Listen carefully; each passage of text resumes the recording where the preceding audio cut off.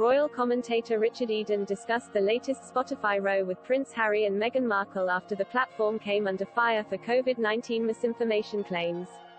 But Mr. Eden noted that while Prince Harry was a strong campaigner against misinformation, his decision not to pull out of his deal with the streaming giant showed he picked money over principles in his. Mr. Eden then discussed the work ethic of Joe Rogan, who works on hundreds of podcasts with a small team, and wondered if paying the Sussexes millions was truly value for money. Speaking on Mail Plus Palace Confidential, Mr. Eden shared his thoughts on the Spotify row and believed the Sussexes has been put in a tough position. He said, "Well, this is a nightmare for Harry and Meghan because for years they've gone on about the dangers of misinformation. It's become a real sort of pet cause of theirs. I think Harry's even become a commissioner of the Aspen Institute's new Commission on Information Disorder, or something like that. And then here they are with Spotify, accused of spreading misinformation through Joe Rogan's very popular podcast, but they've signed a very lucrative deal with Spotify, which is meant to be worth £18 million or something. So between the principles and money, it's always a question of which will they go for, and seems they've gone for the money.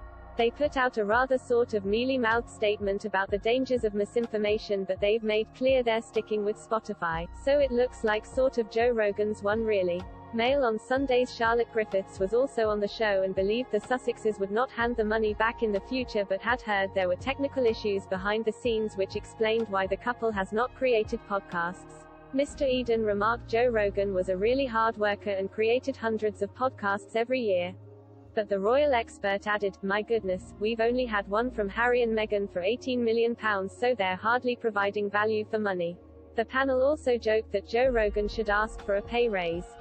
Spotify has been hit with huge criticisms from celebrities and respected scientific figures to crack down on COVID misinformation being spread on Joe Rogan's podcast.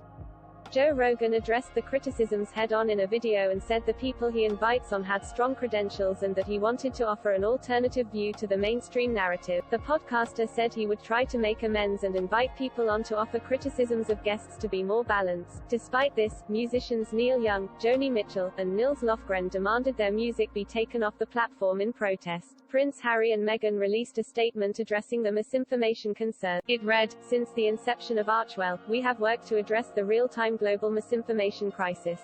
Hundreds of millions of people are affected by the serious harms of mis and disinformation every day. Last April, our co-founders began expressing concerns to our partners at Spotify about the all-too-real consequences of COVID misinformation on its platform. We have continued to express our concerns to Spotify to ensure changes to its platform are made to help address this public health crisis.